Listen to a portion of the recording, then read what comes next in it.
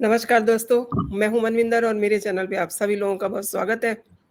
दिल्ली में अधिकारियों के ट्रांसफर पोस्टिंग के मुद्दे पर केंद्र के अध्यादेश को चुनौती देने वाली दिल्ली सरकार की याचिका पर आज सुप्रीम कोर्ट ने उसको सुना, उस पे सुनवाई हुई और कोर्ट ने मामले में केंद्र सरकार का रुख पूछा है और उसे नोटिस भी जारी किया है। बेंच ने दिल्ली सरकार से अपनी याचिका में संशोधन करने और मामले में उपराज्यपाल को पार्टी बनाने का निर्देश दिया है। सारा मामला ये है कि केंद्र सरकार ने 19 मई को अधिकारियों के ट्रांसफर पोस्टिंग पर अध्यादेश जारी किया था और अध्यादेश में सुप्रीम कोर्ट के 11 मई के उस फैसले को पलट दिया था जिसमें ट्रांसफर पोस्टिंग का अधिकार दिल्ली सरकार को मिला था। और अध्यादेश के मुताबिक दिल्ली में अधिकारियों के ट्रांसफर पोस्टिंग का आखिरी फैसला उपराज्यपाल यानी कि एलजी का होगा और इसमें मुख्यमंत्री का कोई अधिकार नहीं होगा। केजरीवाल सरकार ने 30 जून को कोर्ट में याचिका दाखिल कर दी और केंद्र के अध्यादेश को चुनौती दी।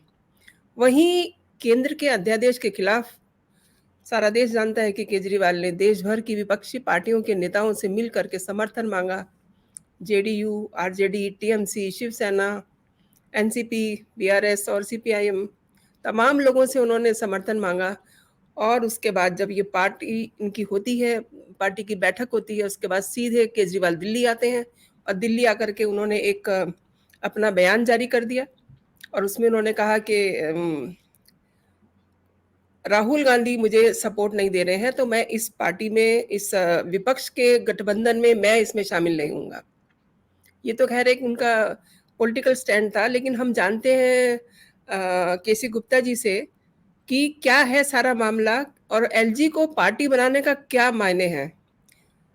केसी गुप्ता जी, आपका बहुत बहुत स्वागत है मेरे चैनल पे। नमस्कार। नमस्कार मनविंदर जी, और आपके सभी दर्शकों को भी मैं नमस्कार करता हूँ। अब मैं आता हूँ सर, आपके सवाल पर। तो जी सर। जी सर, आप चूंकि आप प्रशासनिक सेवाओं में रहे हैं, तो आज सुप्रीम कोर्ट ने इस मामले में एलजी को भी पार्टी बनाया है। इससे क्या समझा जाए मतलब? देखिए, एलजी को पार्टी बनाना जहाँ तक है, मैं समझता हूँ कि जब केजरीवाल ने अपनी पिटीशन दाखिल की थी तो वो तो उनको कर ही लेना चाहिए था, जी, क्योंकि एलजी डेफिनेटली अफेक्टेड पार्टी हैं। जी, बेशक वो सेंट्रल गवर्नमेंट के ही प्रतिनिधि हैं, लेकिन वो एक सेपरेट कॉन्स्टिट्यूशनल पोजीशन होल्ड करते हैं। तो जी। मुझे नहीं पता कि उनके वकीलों ने उनको क्या सलाह दी थी। पहली इंस्टांस में ही उनको पार्टी बनाना चाहिए था, क्योंकि जिस ऑर्डिनेंस के खिलाफ वो गए हैं, हुँ, उस हुँ। ऑर्डिनेंस में जो पावर्स उनको दी गई हैं, जी। उससे वो डायरेक्टली अफेक्ट होते हैं। हुँ, और हुँ। फिर लॉ का तो सीधा सा मतलब यही है कि जब आप पार्टियां बनाते हैं तो उन सभी व्यक्तियों को आपको पार्टी बनाना होता है जो जी, उस मुकदमे से, उस केस से प्रभावित होते हैं या जिनके प्रभावित होने की संभावना है। जी। तो इस मामले में जो ये पिटीशन इन्होंने सुप्रीम कोर्ट के सामने दायर की है, ये तो बड़ी फंडामेंटल बात है। सेंट्रल गवर्नमेंट के अलावा इनको डेफिनेटली एलजी को पार्टी बना लेना चाहिए था, हुँ, जो हुँ। शायद इन्होंने नहीं किया। किस कारण से नहीं किया ये वही जानते हैं। और हुँ, हुँ। सुप्रीम कोर्ट ने ठीक ही कहा है कि भाई आप अपनी पिटीशन को अमेंड कीजिए और हुँ, एलजी हुँ। को पार्टी बनाइए। हुँ, हुँ। तो इसकी तो बात रही है। हुँ, हुँ। अब जो अगली बात है कि वो कह रहे हैं कि जो अध्यादेश सेंट्रल गवर्नमेंट लेके आई है जी। वो असंवैधानिक है, उनका ऐसा हुँ, हुँ। कहना है। हुँ, हुँ। और उनके ऐसे कहने का आधार जो सामने आया है वो ये है हुँ। कि भाई 19 मई को जो सुप्रीम कोर्ट ने अपना एक फैसला दिया था, सॉरी 19 मई को जी। अध्यादेश आ गया था, उस कुछ दिन पहले ही जो ये इन्होंने सुप्रीम कोर्ट ने फैसला दिया था हुँ, हुँ। कि ट्रांसफर पोस्टिंग की, ऑफिसर्स की और उनकी सर्विस के बारे में सारी पावर वो दिल्ली के जो इलेक्टेड गवर्नमेंट है उसके पास रहेगी, एलजी के पास नहीं रहेगी। जी। तो ये उस पोजीशन को सेंट्रल गवर्नमेंट ने अपने अध्यादेश से उलट दिया था। हुँ, हुँ। मैं थोड़ा-सा आपको इस मामले की जी, मोटी-मोटी जी। बातें कैप्चर करना चाहता हूँ ताकि जी, हमारा जी। डिस्कशन बिल्कुल, बिल्कुल। प्रॉपर जी। रहे। तो जब सुप्रीम कोर्ट ने ये कह दिया कि भई ये ट्रांसफर पोस्टिंग की सारी पावर एलजी के पास ना होकर के जो इलेक्टेड गवर्नमेंट है उनके पास रहेंगी, हुँ, और हुँ। उसमें उनका तर्क ये था कहने का कि कोई भी सरकार जब तक उसके पास अपने अधीनस्थ कर्मचारियों और अधिकारियों का पूरा नियंत्रण नहीं होगा, हुँ, तो वो हुँ। ढंग से नहीं कर पाएंगी, ये सुप्रीम कोर्ट का तर्क था उसमें। जी, चलिए वो जी। बात ठीक है, लेकिन सेंट्रल गवर्नमेंट का विचार अलग था कि दिल्ली जो है, एक तो फुल स्टेटहुड इसके पास है नहीं, जी। और इसलिए जो है, जो आपके ऑल इंडिया सर्विस के ऑफिसर्स हैं, आईएएस हैं, और हुँ, दूसरे हुँ। लोग हैं, आईपीएस हैं, और जो जिसे दानिश कहते हैं, जी। वो Delhi and Andaman Nicobar island civil service, यानी देखिए बाकी राज्यों में क्या होता है कि उनकी अपनी स्टेट सर्विसेज होती हैं, हर जगह हुँ, हुँ। प्रोविंशियल सर्विस, यूपी में है, पंजाब, हरियाणा, तमिलनाडु, कर्नाटक, सभी राज्यों में है, जिनका पूरा नियंत्रण वहाँ की राज्य सरकार के पास होता है। जो ऑल इंडिया सर्विसेज हैं, आईएएस एंड आईपीएस, उनका भी आंशिक नियंत्रण उन सरकारों के पास होता है, जिसके तहत वो ट्रांसफर पोस्टिंग वगैरह करते हैं। उनके डिसिप्लिन के मैटर अलबत्ता सेंट्रल गवर्नमेंट का जो डीओपीटी है, director of personal and training, वो उनको देखता है। तो ये व्यवस्था है सभी राज्यों के लिए, लेकिन यूनियन टेरिटरीज के लिए व्यवस्था अलग है, और उसमें तो सीधी सी बात है कि सारी लेजिस्लेटिव पावर जो है वो पार्लियामेंट के पास होती है, और प्रेसिडेंट के पास पूरा एडमिनिस्ट्रेशन की पावर होती है। और उसी में ये आपका प्रावधान है संविधान में कि प्रेसिडेंट जो है वो अपनी उन पावर को डेलीगेट कर देते हैं किसी भी अधिकारी को, किसी भी यूनियन टेरिटरी के लिए, जिन्हें एडमिनिस्ट्रेटर या कहीं चीफ एडमिनिस्ट्रेटर या कहीं लेफ्टिनेंट गवर्नर जो वो उन्होंने तय किया है, वो उनको ओहदा दे देते हैं, वो उनको डेजिग्नेशन दे देते हैं, और प्रेसिडेंट के बिहाफ पे सारा काम फिर वो देखते हैं। राइट, ये ड्यूटीज के बारे में व्यवस्था रही है। आपको शायद जानकर हैरानी होगी कि जो हमारा कॉन्स्टिट्यूशन है, उसका जो फर्स्ट शेड्यूल है, जी। उसमें सभी यूनियन टेरिटरीज और सभी स्टेट्स का उन्होंने वो दिया गया उल्लेख है। उसके जी, दो जी। पार्ट हैं, पार्ट 1 में हुँ, सभी हुँ। स्टेट्स के नाम हैं, और पार्ट 2 में यूनियन टेरिटरीज के हैं। जी। तो जिस बात को आमतौर पर इग्नोर कर दिया जाता है, वो ये हुँ, है हुँ। कि दिल्ली का नाम हुँ, हुँ। यूनियन टेरिटरीज के लिस्ट में, यानी शेड्यूल 1 के सेकंड पार्ट में नंबर 1 पे जी, जी। आता है।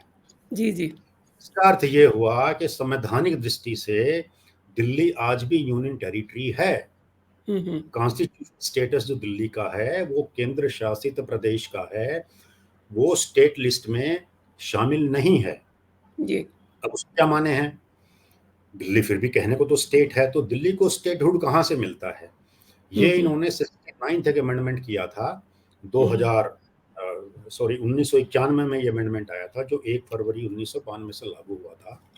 जी। इस अमेंडमेंट में उन्होंने दिल्ली को राज्य का दर्जा दिया है, लेकिन पूर्ण राज्य का दर्जा नहीं दिया है। तो जो जी। संविधान की धारा है उससे संबंधित, वो है 239 ए। ओके। संविधान की धारा के अंतर्गत, और उसकी हेडिंग भी यही है, स्पेशल प्रोविजंस फॉर दिल्ली। जी। राइट, तो ये जो नॉर्मल स्टेट का मामला है वो नहीं है, ये इसका जो स्टेटहुड है वो आंशिक है, और इसका टोटल कॉन्स्टिट्यूशनल स्टेटस आज भी यूटी का है। जी। तो उसमें उन्होंने सारे प्रावधान किए हैं, जो संविधान की धारा 239 ए है, उसमें ये विस्तार से बताया है कि दिल्ली का एक, जैसे एक असेंबली होगी, दिल्ली का एक काउंसिल ऑफ मिनिस्टर्स होगा, हुँ, दिल्ली हुँ। का एक लेफ्टिनेंट गवर्नर होगा, वो सब बातें उसमें बताई गई हैं, और ये भी बताया गया है कि दिल्ली की जो असेंबली है उसको किन किन विषयों में कानून बनाने का अधिकार होगा। जी, मैं जी। थोड़ी सी कॉन्स्टिट्यूशन व्यवस्था आपको बताना चाहता हूँ, ताकि जी, बिल्कुल, बिल्कुल। बाकी जो चीजें, सुप्रीम कोर्ट का फैसला और उसके बाद जो अध्यादेश, वो उसी पर आधारित है, उसी की रोशनी में हमें उनको समझना होगा। जी। तो जो धारा 239 ए है, इसमें उन विषयों का उल्लेख है जिन पर जो दिल्ली की विधानसभा है वो कानून बनाने में सक्षम है। अब उसमें उन्होंने जी। क्या कहा है? उन्होंने कहा है कि जितने भी मामले स्टेट लिस्ट में हैं, यानी कि 7th शेड्यूल में उन्होंने जो 3 सूचियां दे रखी हैं, एक स्टेट लिस्ट है, एक सेंट्रल, पहली यूनियन लिस्ट है, फिर स्टेट लिस्ट है, और फिर कंकरेंट लिस्ट है। जी। तो जिसमें ये यूनियन या फिर आपका राज्य कानून बनाने में सक्षम है, और कंकरेंट लिस्ट में जो मामले हैं उनमें दोनों बना सकते हैं। जी। हाउएवर, अगर दोनों मामलों में स्टेट और सेंटर के बनाए अगर कानून में कहीं पर कंट्रोवर्सी है, कहीं पर कॉन्ट्राडिक्शन है, तो फिर वो सेंटर का जो कानून बना गया वो लागू होगा, स्टेट का लागू नहीं होगा। ऐसी व्यवस्था हमारे संविधान में है, 7th शेड्यूल में है। तो धारा जो 239 ए उसमें ये कहा है कि जितने भी स्टेट लिस्ट में मामले हैं उन सब पे दिल्ली विधानसभा को कानून बनाने का अधिकार है, एक्सेप्ट उसमें कौन कौन सी जो एंट्रीज हैं जिस पे नहीं बना सकते, तो उसमें उन्होंने बताया है कि 1, 2 और 18 और 64, 65, 66 ये एंट्रीज हैं। कुल मिलाकर के 66 आपकी एंट्रीज हैं स्टेट लिस्ट में। तो जिसमें से उन्होंने पॉइंट आउट कर दिया कि भाई ये जो 6 मामले हैं इनमें से दिल्ली विधानसभा को कानून बनाने का अधिकार नहीं है। उसमें कौन कौन सा आता है? तो पहले तो है पब्लिक ऑर्डर, जो कानून व्यवस्था की स्थिति कहते हैं वो संभालने का जिम्मा सेंट्रल गवर्नमेंट के पास ही रहेगा। उसमें दिल्ली असेंबली को कोई अधिकार नहीं है, दिल्ली गवर्नमेंट को अधिकार नहीं है जी। दूसरी बात, जो पुलिस है उसका पूरा जिम्मा, उसका पूरा कंट्रोल सेंट्रल गवर्नमेंट के पास रहेगा, वो स्टेट के पास नहीं रहेगा जी। तीसरा है लैंड, भूमि से संबंधित जितने भी मामले हैं उन सबका कंट्रोल जो है वो सेंट्रल गवर्नमेंट के पास है। ये हम सबको मालूम है, मैंने इसकी कॉन्स्टिट्यूशन व्यवस्था जो है वो आपको बताई। अब ये व्यवस्था जो है यानी कि धारा 239 के अंतर्गत जो केजरीवाल गवर्नमेंट का उनका क्या दावा है कि साहब देखिए इन 3 विषयों पर तो ये कानून है नहीं।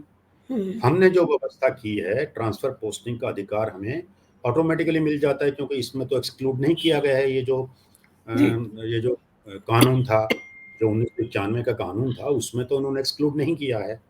लेकिन वहां पर वो जो मिसरीड कर रहे हैं कॉन्स्टिट्यूशन के प्रोविजन को, मैं आपको थोड़ा सा अगर आप इजाजत बिल्कुल बिल्कुल आप दर्शक जी जानना चाहते हैं कि ये जी जी कॉन्स्टिट्यूशन ऑफ इंडिया है, ये कॉन्स्टिट्यूशन ऑफ इंडिया है। तो जैसा मैंने कहा इसका जो सेक्शन है जी 239 ए जिसके अंतर्गत दिल्ली में विशेष प्रोविजन किए गए हैं। जी फिर जी इसका शेड्यूल, मैंने आपको फर्स्ट शेड्यूल की बात की, उसके पार्ट 1 में स्टेट्स हैं। इसके बाद मेरे पास पार्ट 2 है जिसमें जैसा मैंने कहा सेकंड सबसे पहले नाम जो है वो दिल्ली का जी जी जी The territory which immediately before the commencement of this constitution was comprised in the Chief Commissioners Province of Delhi। अंग्रेजों के जमाने में इसका नाम था chief commissioner's province of Delhi सो कहते थे, जो कि अब दिल्ली हो गई है और ये यूनियन टेरिटरी की लिस्ट में आज भी है जी। इसके बाद मैंने आपसे जिक्र किया 7th शेड्यूल का, जिसमें राज्यों को कौन कौन से विषयों में कानून बनाने का अधिकार है, जिसमें सेंट्रल गवर्नमेंट को यानी कि पार्लियामेंट को कहाँ का कानून बनाने का अधिकार है। तो मैंने जैसे कहा कि 7th शेड्यूल में जो मामले हैं, जो लिस्ट हैं, अब मैं वो थोड़ा आपको बता दूं। इसकी जो स्टेट लिस्ट है जी, लिस्ट 2 स्टेट लिस्ट जी, तो इसमें जैसे मैंने बताया था कि कुल मिलाकर के 66 ऐसे मामले हैं जिसमें सभी राज्यों को कानून बनाने का अधिकार है। दिल्ली में 3 एक्सेप्शन है, मैंने बताया, वो नंबर 1 पर जो लिखा है, नंबर 2, नंबर 3 और 64, 65 और 66। अब केजरीवाल जी अपनी पावर कहां से मानते हैं, मैं आपको वो बताना चाहता हूं। इसमें 41 नंबर सीरियल पे है और वो क्या लिखता है, यानी कि स्टेट केजरीवाल हमेशा ये कहते हैं ना कि मैं बहुत पढ़ा लिखा हूँ और देश के प्रधानमंत्री जो है वो तो छोटी बात है। मुझे तो इन्हें ये नहीं मालूम कि अध्यादेश को ये असंवैधानिक क्यों बता रहे हैं, इस पे भी जरा गौर मैं उसी पर आना चाहता हूँ। मैं पहले बताऊं कि उनका अपना समझ क्या है, किस पर आधारित है। स्टेट लिस्ट में सीरियल नंबर 41 पे जो लिखा है कि state public service comma state public service commission, यानी कि ये मामले ऐसे हैं स्टेट पब्लिक सर्विस पर राज्य सरकारों को कानून बनाने का अधिकार है। और केजरीवाल जी का इंटरप्रिटेशन ये है कि इसलिए मुझे इन सब मामलों में अधिकार है, लेकिन वो गलती कर रहे हैं, क्योंकि जिन सर्विसेज की बात है, जिन अधिकारियों की वो बात कर रहे हैं, जिनके वो ट्रांसफर करना चाह रहे की भी और फिर उनको अपना उसको लेफ्टिनेंट गवर्नर दिया, वे सर्विसेज आईएएस, आईपीएस और दानिक्स हैं। समझने की बात जी, यह है कि वो स्टेट जी, सर्विस है ही नहीं। तो जी। केजरीवाल जी इस गलतफहमी के शिकार लगते हैं कि एंट्री नंबर 41 के बूते पर उन्हें पूरी ब्यूरोक्रेसी को कंट्रोल करने का अधिकार मिल गया है, जो कि उनके पास नहीं है as per the scheme of the constitution. ये मैं आपके हुँ, सामने हुँ। लाना चाहता हूँ। और इसी व्यवस्था के अंतर्गत ये रहा कि इनके ट्रांसफर पोस्टिंग चूंकि सेंट्रल गवर्नमेंट की सर्विसेज हैं, वही कंट्रोल जी, जी। करेगी through the agency of the lieutenant governor. जी। तो ये व्यवस्था चली आ रही थी। अब साहब ये गए तो सुप्रीम कोर्ट ने इनके कहने पे हुँ, उन्होंने इसका कैसे इंटरप्रिटेशन किया हमको नहीं मालूम है। उनका तर्क अलबत्ता मुझे ज़रूर मालूम है। सुप्रीम कोर्ट ने हुँ। जब इस व्यवस्था को बदल दिया कि सारी पावर लेफ्टिनेंट गवर्नर के पास रहेगी, तर्क उसमें ये था कि यदि निर्वाचित सरकार के पास अपने ही अधिकारियों का नियंत्रण नहीं होगा, तो फिर वो सरकार फंक्शन कैसे करेगी? ये एक हुँ, उन्होंने हुँ। व्यावहारिक में दी। हुँ, हुँ। खैर, उसके बाद जो अध्यादेश आया है, उसमें हालाँकि उसकी कॉपी मैंने नहीं देखी है, लेकिन मैं समझता हूँ कॉन्स्टिट्यूशन के जो प्रोविजंस मैंने पढ़े हैं, उसमें आधार यही होगा कि भाई जो आपकी दिल्ली की अपनी सिविल सर्विस है, अगर कोई हुँ, है, हुँ। यानी अगर क्लर्कों की रिक्रूटमेंट फॉर एग्ज़ाम्पल अगर आपके हाँ, अधिकार हाँ। क्षेत्र में है, तो आप उनका कंट्रोल करिए ना। लेकिन आईएएस, आईपीएस और DANICS, Delhi and Andaman Nicobar island civil service करके है, जी, जी। तो हुँ, ये हुँ। खाली दिल्ली के अकेली सर्विस है भी नहीं, ये तो अंडमान निकोबार आइलैंड के साथ जुड़ी हुई सर्विस है। इंटर कार्डर है, जॉइंट कार्डर है इनका। जी, तो जी। इनका कंट्रोल भी दिल्ली को नहीं दिया जा सकता, वो हुँ। सेंट्रल गवर्नमेंट के पास ही है। हुँ, तो हुँ। ये आधार है। अब वो चूंकि चले गए सुप्रीम कोर्ट में, तो लेट्स सी सुप्रीम कोर्ट इस पर क्या अपना वो देते हैं, दलील क्या देते हैं। इनके मनु संघवी जी ने इन्हें कुछ बताया नहीं कि आप क्यों ऐसा कर रहे हैं? कानून तो वो भी जानते हैं। देखिए साहब, बिल्कुल जानते हैं, बहुत बड़े वकील हैं, इस देश के सबसे महंगे वकीलों हुँ, में वो हैं, और उनकी तो एक दिन की सुनवाई भी की फीस हुँ, कई कई लाखों रुपए में होती है, तो बहुत कॉम्पिटेंट हैं। हुँ। लेकिन देखिए सीधी सी बात है, वकील कोई भी हो, उनके लेवल का बड़ा वकील हो या कोई छोटा वकील हो आपके जिले की अदालत में काम करने वाला, जी। वकील का धर्म है कि उसे अपने क्लाइंट का केस लड़ना है, वो वीक फुटिंग पे हो या स्ट्रॉन्ग फुटिंग पे हो, ये उसकी जिम्मेदारी है। और ये उसके लिए व्यावसायिक तौर पे लाभदायक भी है। भाई कोई केस करेगा तभी तो उसको फीस मिलेगी, नंबर एक। जी। और नंबर दो ये है कि वो कितनी भी वीक फुटिंग पे हो, हालांकि यहाँ तो मैं कहूँगा इतनी वीक फुटिंग पे वो नहीं है, क्योंकि हुँ। इसी सुप्रीम कोर्ट ने ही तो इनको ये पावर दी थी जिसे वो अब मांगने जा बिल्कुल। रहे हैं। तो जी, जी। उनका जो ग्राउंड ऐसा वीक भी नहीं है, हुँ, हुँ। तो वो तो अपने वकील का धर्म निभा रहे हैं और निभाएंगे। हुँ। आज जो प्रोविजन उनके अगेंस्ट जाते हैं वो सिंघवी साहब क्यों उसे हाईलाइट करेंगे? वो तो हुँ, हुँ। हमारे जो सॉलिसिटर जनरल साहब हैं तुषार मेहता जी, वो हाईलाइट जी। करेंगे उसे तो। हुँ, हुँ। अब तो ये आज बात है। जो सुप्रीम कोर्ट का आदेश आया है, उसके बाद जी, सुनवाई में जो आई मीन जो उन्होंने कहा है और सेंटर को जो उन्होंने नोटिस दिया है, तो उसपे केजरीवाल जी बड़े खुश हैं और उन्हें ये नहीं पता कि इसी तरीके से उनके हाथ से सब कुछ चला जाएगा क्योंकि एक एक जब चूँकि केंद्र सरकार के लिए इन्होंने ये अपील की हुई है उनके खिलाफ, उनके अध्यादेश के खिलाफ, तो ऑब्वियसली उनको भी एक नोटिस जाएगा ना। जी। लेकिन but I think Kejriwal ji को एक पटकनी देने की कोशिश की है सुप्रीम कोर्ट ने, इज़ इट? नहीं देखिए, भटकाने देने की कोशिश तो हम नहीं कहेंगे। इनफैक्ट जैसा हुँ, आपने कहा कि उनके पास तो खुश होने का कारण है कि उनकी याचिका को उन्होंने एडमिशन स्टेज पर ही खारिज नहीं कर दिया। हुँ, यानी हुँ, सुनवाई के लिए स्वीकार कर लिया, और हुँ, उसी हुँ, के तारतम्य में सेंट्रल गवर्नमेंट को नोटिस दिया है और इनको भी सलाह दी है कि भाई आप इसको अमेंड करिए, एलजी को पार्टी बनाइए। तो टू दिस एक्सटेंट इस सीमा तक केजरीवाल जी के पास खुश होने का कारण है। पूरी सुनवाई के बाद क्या निकलेगा, वो तो समय बताएगा। आपने बीच में एक बड़ी इंपॉर्टेंट बात की थी हुँ, हुँ, कि खुद सेंट्रल गवर्नमेंट ने वो जो सुप्रीम कोर्ट का वर्डिक्ट था जिसमें हुँ, एलजी से लेके पावर दिल्ली गवर्नमेंट को दे दी गई थी, उसके खिलाफ भी रिव्यू पिटीशन उन्होंने लगाई हुई है, राइट? और उसकी जो रिव्यू पिटीशन है, ऑब्वियसली उसकी सुनवाई होगी तो उससे पहले केजरीवाल जी को भी नोटिस दिया जाएगा कि भाई आप कहिए इसके बारे में आपको क्या कहना है। जी, जी। वो देखिए मामला हालांकि वो सेपरेट है। तो सर एक कोर्ट का प्रोसीजर होता है ना कि जो लोग उसमें पार्टी हैं सबको वो इन्फॉर्म करेंगे ना, इससे जिसको हम नोटिस बोल देते हैं। नोटिस ये का आपने मतलब ये बिल्कुल नहीं ठीक होता कि कहा। नहीं, हाँ, नोटिस का मतलब ये it is notice for information भाई।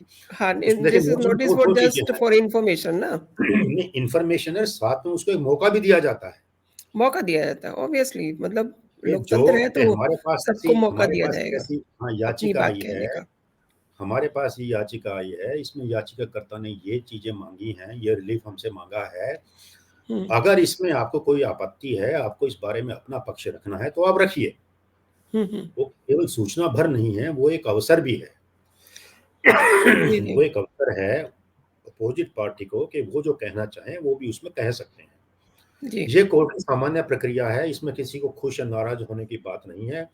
जी। अलबत्ता सुप्रीम कोर्ट के मामले में एक बात ज़रूर ये होती है, क्योंकि सुप्रीम कोर्ट बहुत सारी याचिकाओं को एडमिशन स्टेज पर ही खारिज कर देता है, ये कह के कि इसमें ऐसा कोई तत्व, कोई ऐसा कानून का क्वेश्चन नहीं है, जो सुनवाई के योग्य हो, जो हमारी सुनवाई के योग्य हो। जी, जी। तो जो वहीं पे खारिज होते हैं, तो वहीं से चले जाते हैं। हुँ, हुँ। और जो जहाँ पे उनको लगता है कि हाँ, इसके अंदर कोई क्वेश्चन ऑफ लॉ है, क्योंकि ये हुँ, हाईएस्ट कोर्ट हुँ। है, ये हर मामले को नहीं सुनने को बैठी जी, है। जी। वो केवल उन्हीं मामलों को सुनते हैं जहाँ पे कोई क्वेश्चन ऑफ लॉ इन्वॉल्व है। और जी, जहाँ सुप्रीम कोर्ट को अब इस प्रिलिमिनरी हियरिंग पे ऐसा लगता है कि भई हाँ, इसमें कोई ऐसा सवाल है कानून से संबंधित जिसका हमें निर्णय करना चाहिए, तो हुँ, फिर हुँ। वो उस याचिका को सुनवाई के लिए स्वीकार करके एक डेट दे देते हैं और इन द मीन टाइम जो दूसरी पार्टी है उनको नोटिस इश्यू कर देते हैं। ये एक जी। सामान्य प्रोसीजर है सुप्रीम कोर्ट का। हुँ, हुँ। अब सुप्रीम कोर्ट ये भी कर सकता है कि ये जो 2 डिफरेंट चीज़ें हो गई, एक तो इनकी रिव्यू हुँ, पिटीशन है हुँ। और एक उनका जो ये फ्रेश पिटीशन जो इन्होंने दाखिल की है केजरीवाल जी ने, जी। ये उनकी अपनी डिस्क्रिप्शन है, वो चाहें तो दोनों को क्लब भी कर सकते हैं, ये कहते हुए कि हुँ, इनमें हुँ। सब में जो है सब्सटेंशियल क्वेश्चन ऑफ लॉ तो सेम है, और वो चाहें तो सेपरेट सुनवाई भी कर देते हैं।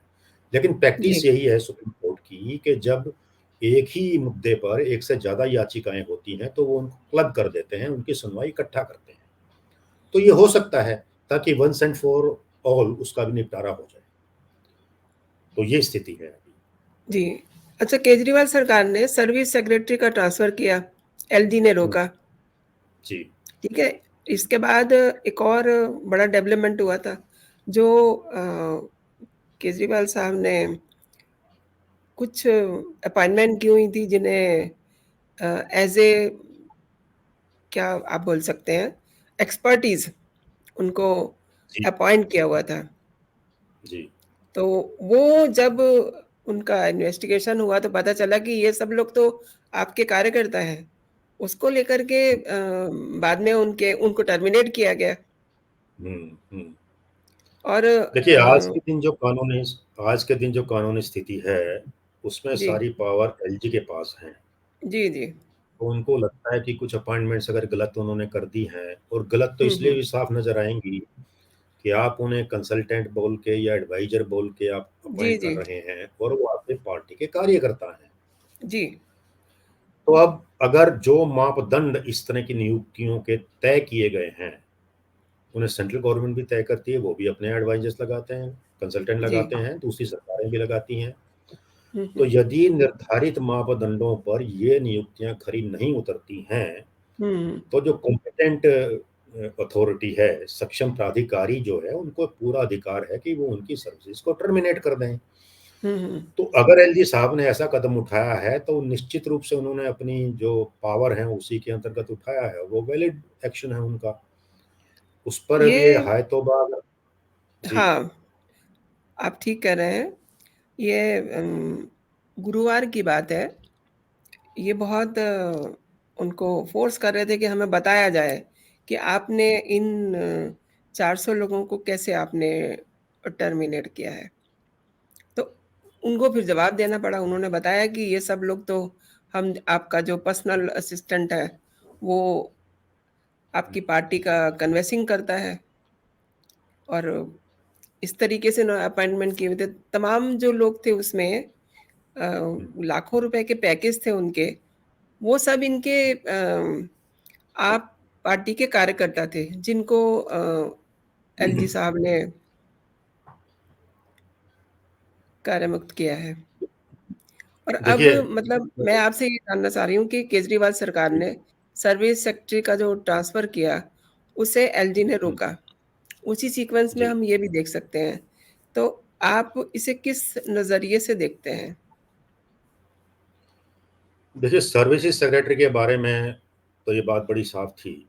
हुँ, उनका जो तबादला किया गया, जी, वो कुछ ऐसे इम्पोर्टेंट चीज़ें देख रहे थे जिसमें सबसे बड़ा मुद्दा जो केजरीवाल साहब के खिलाफ है, वो उनका जो शीश महल का निर्माण है, जो जी, पीडब्ल्यूडी ने किया है, जी। उससे संबंधित जो उनको एलजी साहब ने कहा था उसकी जाँच करने के लिए, प्रिलिमिनरी इंक्वायरी के लिए, तो उसको देख रहे थे। और उन दिनों बात तो मीडिया में ये भी आई थी कि किस तरह से रात के अंधेरे में इनके एक मंत्री जी वहाँ पे गए और उनके कमरे से वो फाइलें वो उन्होंने वहाँ से निकलवा दी जी, जी, और उस फाइलें पर गायब कर दी। हाँ, ये शक ये आया कि भाई ये तो सब टेम्परिंग कर देंगे और जो कि जाँच का विषय है एलजी के आदेश पर। तो उनको वो सेक्रेटरी साहब तो सुहा नहीं रहे थे। वो जो कुछ दिनों की इनके पास सरदारी इनको मिल गई थी, जो लीडरशिप मिल गई थी after the supreme court verdict, तो इनको लगा कि ये हुँ, बड़ा अच्छा मौका है, अभी जितना भी है उसको हम अपना समेट लें, ताकि कल को जाँच हो भी तो कुछ उसमें मिले ना। तो ये तो इस दुर्भावना से इन्होंने वो कार्य किया था और चूँकि एलजी बड़े सीज़न्ड हैं, वो इन सब बातों को जानते समझते हैं, तो उन्होंने उसको ऑब्वियसली रजिस्ट किया और इनके एक्शन को नलिफाई हुँ, कर हुँ, दिया। इसी प्रकार इसी के तारतम्य में ये जो इन्होंने इनको टर्मिनेट किया है जिन लोगों को, हुँ, हुँ, तो चलो इन्होंने कारण तो बता दिया एलजी साहब ने, ठीक है, ये कोई भी अथॉरिटी की एक्शन लेती है तो उसका एक कारण तो होता है, उनको कारण बताना भी चाहिए। हुँ, ये हुँ, कानून की माँग है, एक लोकतंत्र की भी माँग है। Hmm, hmm, but at the same time उनका ये भी अधिकार है कि वो खुद केजरीवाल साहब से पूछें कि आप ये बताइए कि आपने जो इनकी नियुक्ति की थी उसका आधार क्या था? जी, निर्धारित मापदंड क्या थे और इन व्यक्तियों को जो असेसमेंट किया गया, जो सिलेक्शन किया गया, उसके लिए कौन-सी प्रक्रिया अपनाई गई थी, उसकी हुँ, हुँ, डिटेल पूछने का उनको भी पूरा हक है, क्योंकि एज़ ऑफ डेट वो उनसे हायर पेडेस्टल पर हैं, उनसे एक ऊँचे लेवल पे वो संवैधानिक पद पर बैठे हुए हैं। जी, तो ये उनको भी जानने का अधिकार है और हो तो ये भी सकता है, अब ये तो वो हुँ, तय करें, ये हुँ, साहब क्या हुँ, करेंगे वो जानें, कि अगर इन नियुक्तियों में इस प्रकार की धांधली हैं हुँ, हुई हैं कि इन्होंने अपने ही कार्यकर्ताओं को उनको आर्थिक लाभ पहुँचाने की दृष्टि से हुँ, कि हुँ, इस प्रकार के पद दे दिए हैं, तो ये तो खुद अपने आप एक जाँच का विषय है, जी, जिसमें जी। इनके खिलाफ भी कार्रवाई हो सकती है। लेकिन एलजी ये ने फैसला रिपोर्ट माँगी है उस पे, केजरीवाल साहब से। हाँ, रिपोर्ट तो देखिए कोई भी फैसला बिना रिपोर्ट के तो हो नहीं सकता। वो रिपोर्ट जी। माँगी है उन्होंने, जो उनको रिपोर्ट मिलेगी उस पर वो विचार करेंगे, फिर वो देखेंगे क्या करना है। हुँ, हुँ, लेकिन जो चीज़ कानूनी दृष्टि से सही होगी, हुँ, जो हुँ, पब्लिक इंटरेस्ट के लिए सही होगी, देखिए पैसा किसी की अपना नहीं है, किसी इंडिविजुअल का पैसा नहीं है, जी, ये हम जी, सब टैक्स पेयर्स का पैसा है। तो जी, इसकी चौकस रखवाली करना ये सभी जो संवैधानिक पदों पे बैठे हैं, वैधानिक पदों पे बैठे हैं, उनका परम कर्तव्य है। जी, जी। तो एलजी साहब अपने उसी कर्तव्य का निर्वहन कर रहे हैं। हुँ, ठीक है, हुँ। अच्छी बात है। एक और बात है, अब चूँकि अध्यादेश के खिलाफ केजरीवाल ने विपक्षी पार्टियों से कहिए जो महागठबंधन होने जा रहा था, जो हो नहीं सका, जो महाराष्ट्र में सब देखा आपने, अब शायद बिहार में हो। तो अब बड़ी कम उम्मीद है कि बेंगलुरु में वो बैठक हो जिसको राहुल होस्ट करने वाले हैं और ये तो मतलब सबसे सपोर्ट माँग ही रहे थे, जेडीयू से माँग रहे थे, आरजेडी से माँग रहे थे, टीएमसी से, शिवसेना से, एनसीपी से, सबसे। अब बड़ी पार्टियाँ जो हैं, ममता दीदी तो वैसे भी इनको कोई सपोर्ट देने वाली नहीं है। राहुल ने इनको आईना दिखाई दिया है, उन्होंने इनको टाइम तक नहीं दिया। तो अब ये आपको लगता है पूरी तरह से कोर्ट के ऑर्डर पे ही डिपेंड करती है इनकी जो कहना चाहिए कि जो इनका पूरा राजा बनने का एक ख्वाब है? देखिए कोर्ट का फैसला तो लागू होगा ही, इसके सिवा तो हुँ, इनके हुँ। पास कोई चारा ही नहीं है। नहीं और जहाँ तक I want to political know कि मतलब अब ये पूरी तरह से इस फैसले पे ही डिपेंड करती है इनकी सीएम गिरी कहिए कि ट्रांसफर पोस्टिंग कर पाएंगे कि नहीं, क्योंकि और तो कोई देखिए, सपोर्ट है नहीं इनको। हाँ, नहीं, पहली बात तो मामला सुप्रीम कोर्ट में ही है, जी। राइट? और सुप्रीम कोर्ट क्या करेगा वो तो समय बताएगा। और जो दूसरा इसका साइड है ऑर्डिनेंस वाला, जिसके मुद्दे पर इन्होंने सभी दूसरे विपक्षी दलों से सपोर्ट मांगा है, जी। तो मैं आपको याद दिला दूं कि पहली बात तो ये कि ये ऑर्डिनेंस स्पेसिफिकली दिल्ली के लिए है। ये दिल्ली के हम्म। अलावा किसी भी राज्य को अफेक्ट नहीं करता है, और दिल्ली को भी अफेक्ट कर रहा है क्योंकि Delhi is a partial state. जी। दिल्ली को पूर्ण राज्य का दर्जा प्राप्त नहीं है, इसलिए ये दिल्ली को अफेक्ट कर रहा है। और ये ऑर्डिनेंस केवल और केवल दिल्ली के लिए है। तो जी। पहली बात तो ये कि दूसरे दलों की इस ऑर्डिनेंस में क्या दिलचस्पी हो सकती है, नीतीश हम्म। कुमार को क्या हो सकती है, ममता दीदी को क्या हो सकती है, स्टैलिन को क्या हो सकती है। हम्म। बहरहाल, चूंकि वो जो दूसरे नेता हैं उनका तो उद्देश्य ये रहता है कि किसी भी तरह से हम मोदी गवर्नमेंट को नीचा दिखाएं, उनके खिलाफ हम आवाज उठाएं, उससे जी। उनका जी। कोई संबंध हो या ना हो। तो उस भावना के अंतर्गत वो आके हो सकता है इनके साथ आ जाएं। पर जो जी। सबसे बड़ा दल है कांग्रेस इनमें से, हम्म। अब कांग्रेस कांग्रेस इसको कैसे कहे। पहली बात तो ये कि दिल्ली में ही इन्होंने कांग्रेस को ही सत्ता से हटा के आए थे। शीला जी। दीक्षित जी 15 साल तक मुख्यमंत्री रही थी, और उनको तमाम तरह की गालियां दे करके हम्म। ये एक इलेक्शन जीता था। और उसके बाद भी जब से ये आए हैं, इनका सबसे कट्टर विरोध तो कांग्रेस के साथ है, बीजेपी के जी। साथ भी जी। है। तो कांग्रेस इस स्थिति में नहीं है, खासकर दिल्ली में, कि वो किसी भी मुद्दे पे इनके साथ हाथ मिलाए। और जी। दूसरा, केजरीवाल जी का अपना जो एरोगेंस है, उसको उसकी अनदेखी आप नहीं कर सकते। आपको हम्म। ध्यान होगा कि जब ये विपक्षी दल इकट्ठा होकर के अपना गठबंधन, एक महागठबंधन बनाने की कवायद महागठबंधन। की, और पटना में जो इनकी मीटिंग तय हो गई थी, सुरेश नीतीश कुमार जी ने जिसको होस्ट किया था, जी। उस मीटिंग के शुरू होने से पहले ही केजरीवाल साहब ने ये मांग रख दी कि इस गठबंधन की मीटिंग का सबसे पहला एजेंडा होगा दिल्ली वाला ऑर्डिनेंस। जी। यानी कि बाकी मुद्दे बाद में, सबसे पहले जो मेरा इशू है हम्म। उसके बारे में आप सुने, उसके बारे में आप फैसला करें, और फैसला भी क्या, आप सब मिलकर के उसमें मेरा साथ दें। अब ये बड़ी अजीब बात है। तो भाई, दूसरे भी नेता हैं, तुमसे ज़्यादा अनुभवी हैं, तुमसे सीनियर भी हैं, और इतने सालों से वो कितने मुख्यमंत्री रहे अपने अपने राज्यों के। और फिर हम्म। विपक्षी एकता जैसा बड़ा मुद्दा जहाँ पे है, तो वहाँ पे ऐसे मुद्दे ही नेचुरली सामने आएंगे जो सबके कंसर्न के हों। जैसे फिर खड़गे साहब ने तो कहा भी कि भाई हमको तो एक कॉमन मिनिमम प्रोग्राम बनाना है। अब हम्म। कॉमन मिनिमम में दिल्ली वाला मुद्दा कैसे आ सकता है भला? ये तो कॉमन किसी के साथ है ही नहीं, ये तो एक्सक्लूसिव दिल्ली के साथ है। लेकिन केजरीवाल साहब की अपनी ये जिद थी कि भाई सबसे पहला तो मुद्दा एजेंडा में यही होना चाहिए कि दिल्ली वाले ऑर्डिनेंस का विरोध करें। तो ये केजरीवाल साहब का अपना एरोगेंस है जो इस चीज को दिखाता है, और ये इसीलिए उनकी बात सिरे चढ़ी नहीं। अब दूसरे जो दल हैं उन्होंने कहा भी, लेकिन उनका भी आप देखेगा तो रिस्पॉन्स बड़ा ल्यूक वार्म सा था। कोई बड़े जी। जोश के साथ उन लोगों ने कहा तो ऐसा मुझे दिखाई नहीं पड़ा। अलबत्ता उन्होंने कहा जरूर है कि हम आपका साथ देंगे। अब वो कितना साथ देंगे, और ये तो भाई अगेन वक्त बताएगा। अब इस सुप्रीम कोर्ट का इनके पक्ष में चला ही गया, मान लीजिए फैसला, हम एक बार मान लें हम्म। कि जो ऑर्डिनेंस खारिज कर भी दिया सुप्रीम कोर्ट ने, तो तब ये कह सकते हैं कि हम तो कोर्ट से जीत गए हैं।